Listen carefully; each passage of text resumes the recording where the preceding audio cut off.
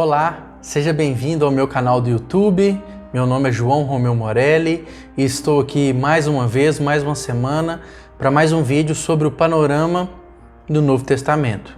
Desde já quero te convidar, após esse vídeo, a visitar vídeos anteriores aí que nós temos feito uma série de pequenas videoaulas curtas, em torno de 15 minutos, estudando sobre o panorama do Novo Testamento. Já fizemos aí uma introdução ao Novo Testamento, alguns aspectos culturais, religiosos, políticos, geográficos, e temos aí na semana seguinte estudando sobre os livros do Novo Testamento. Já falamos sobre o Evangelho de Mateus, sobre o Evangelho de Marcos e hoje nós vamos tratar sobre o Evangelho de Lucas e sobre o livro de Atos. Livros que são livros co-irmãos, praticamente livros gêmeos, sequenciais. Então nós vamos tratar hoje sobre os evangelhos de Lucas e o texto e o livro de Atos. Por que nós vamos tratar deles? Se você pegar tanto a introdução com o evangelho de Lucas e a introdução do livro de Atos, você vai perceber que eles são textos que são direcionados à mesma pessoa. Eles têm o mesmo destinatário. Então, por conseguinte, o mesmo autor. O evangelho de Lucas tem por autoria Lucas, médico, discípulo de Paulo, e que desde o início da história da igreja é atribuído a esse personagem que aparece ali na segunda viagem missionária de Paulo e que aparece ali como um cooperador do ministério de Paulo durante boa parte desse ministério, boa parte da jornada do apóstolo Paulo. Lucas está ali atrelado ao seu ministério. Então esse sujeito, médico, e é importante a gente pontuar aqui que quando o texto chama ele de médico, né, aparece lá na carta de Paulo aos Colossenses, né, a gente tem a ideia do médico moderno, né, aquele sujeito lá com a roupa branca, estetoscópio, medidor de pressão. Mas quando você está pensando num médico no período do Novo Testamento, você está pensando em alguém que sabe lidar, né, sabe manipular lá as ervas medicinais, faz os seus chás, os seus emplastos com produtos naturais. Então você está pensando muito mais num raizeiro, né? Em alguém que lida lá com alguns produtos naturais, medicinais, do que um médico moderno, porque era a cultura daquele tempo. Então Lucas provavelmente era um grego que lidava com produtos naturais e que tinha uma certa cultura. E o texto fala que foi alguém que fez uma pesquisa muito bem feita sobre os acontecimentos históricos, os acontecimentos do período do Novo Testamento. Então não é alguém que viveu a história de Cristo andando com Jesus, não. É alguém que posteriormente teve contato com a narrativa do Evangelho, que fez uma pesquisa das histórias do Evangelho, alguém que teve acesso ao material de Mateus, ao material de Marcos, alguém que ouviu de Paulo, alguém que ouviu de testemunhas oculares, como ele fala no início do Evangelho e no início do livro de Atos. Então, alguém que teve contato com muita gente e que tentou, a partir daí, fazer uma pesquisa e uma narrativa organizada dos fatos. Então, o Evangelho de Lucas e o livro de Atos são frutos de uma pesquisa acurada dos fatos. Lá em Atos, a gente pode pontuar que uma parte do texto Lucas participou dela. Então, em uma parte das viagens missionárias de Paulo, Lucas se faz presente, e tanto aí algumas vezes ele escreve o texto na primeira pessoa do plural, né? Nós, como parte integrante daquela história. Então Lucas tem acesso a Marcos, Lucas tem acesso a Mateus, Lucas tem acesso à pregação de Paulo, Lucas tem acesso a vários outros personagens que viveram a história e a partir dessas narrativas ele faz a construção do seu texto.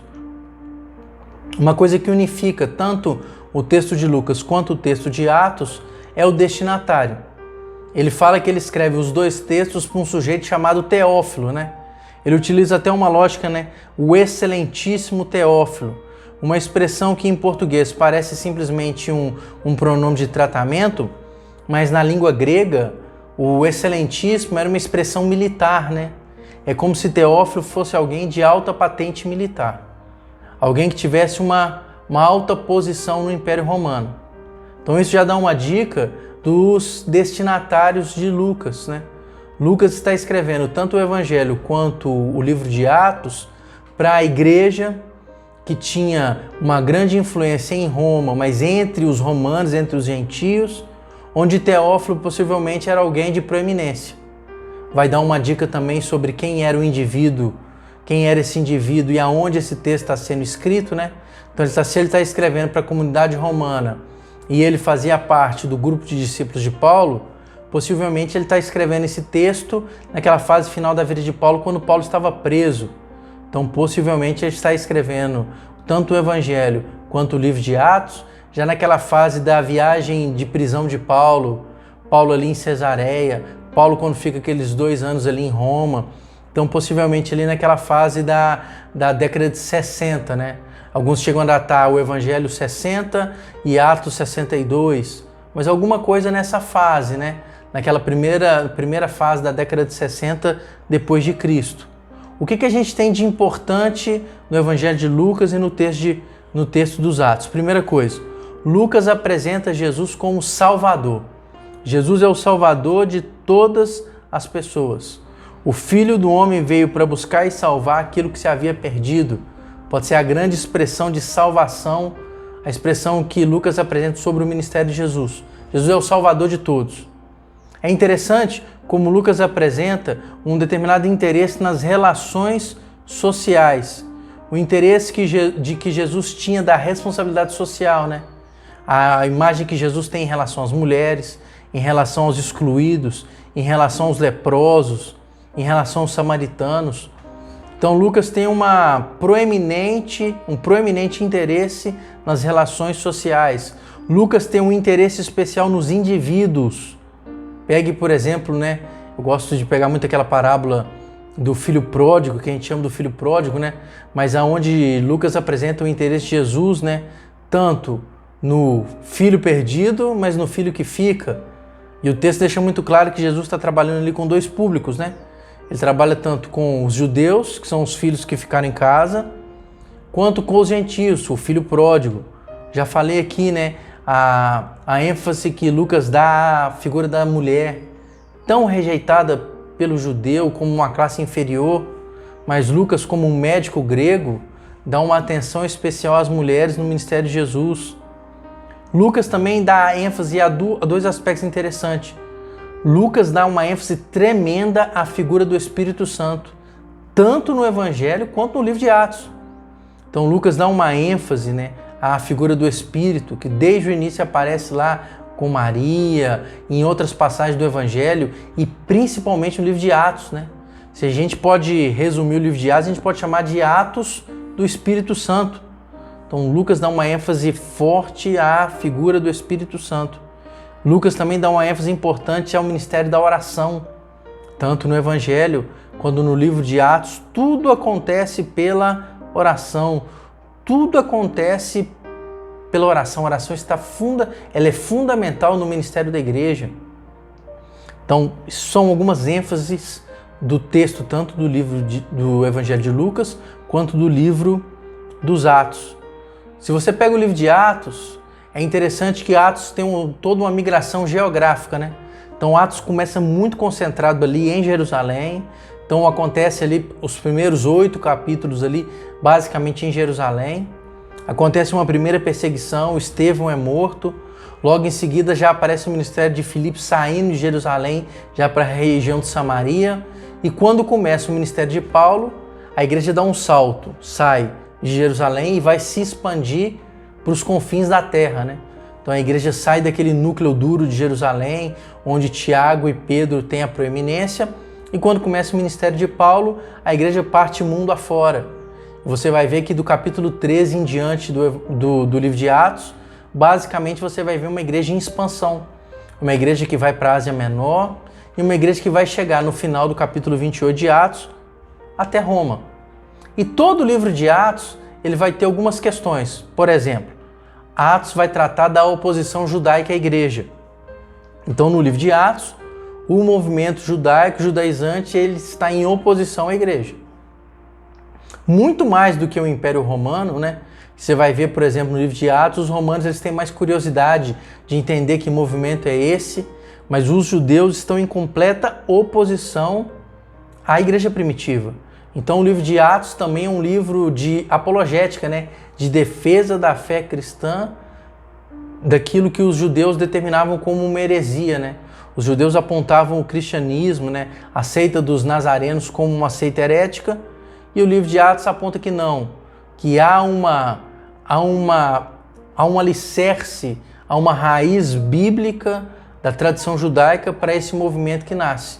Porque no final das contas o que Atos vai apresentar é que Jesus, a quem foi perseguido e morto pelos judeus, pelos romanos, ele é o Cristo, ele é o Messias, ele é o enviado de Deus, ele é o Salvador do mundo. Então a narrativa de Atos é uma narrativa bem apologética, de defesa da fé dentro do judaísmo e de demonstrar que o cristianismo nada mais é do que o cumprimento das profecias. Posteriormente você vai ter uma pequena oposição romana já na parte final do livro de Atos, que já é ali aquela primeira perseguição que vai sim se exacerbar com o advento de Nero no poder. Mas já tem uma perseguição romana, mas muito em menor escala. A grande oposição que a igreja primitiva encontra no primeiro momento é a oposição dos judeus, que acreditavam que a seita dos nazarenos, que os cristãos, que os pequenos cristos, eles eram uma seita herética, contrária à tradição judaica daquele tempo. Quero deixar aqui para indicação, a minha indicação de leitura dessa semana é uma coleção de 2 volumes. É a coleção Comentário Bíblico Popular, da editora Mundo Cristão, do William MacDonald. Então você tem esse volume do Novo Testamento, também tem um volume do Antigo Testamento, são 2 volumes. É um comentário bíblico de baixo custo, as páginas, né, o material utilizado é o mesmo material utilizado na Bíblia, tirando a capa dura, então é um material de fácil acesso de custo e com um bom conteúdo. Ele traz um comentário de toda a Bíblia, do Gênesis ao Apocalipse, pega as principais passagens bíblicas, trazendo uma explicação sucinta, mais uma explicação de uma linguagem mais vernacular, mais popular, mas que é de bom acesso e de bom conteúdo para o seu estudo bíblico. Deixo esse material de indicação para você aqui hoje. Deus te abençoe. A partir da próxima semana, nós vamos começar estudando as cartas paulinas. Então, o nosso próximo vídeo vai ser uma introdução sobre a literatura de Paulo. Peço que você esteja conosco, que você curta esse vídeo, que você se inscreva no nosso canal, que você clique no sininho e que, se possível for, salve o link desse vídeo e compartilhe com outras pessoas, compartilhe em seus grupos aí para o seu estudo semanal da Palavra de Deus. Um forte abraço, que Deus te abençoe.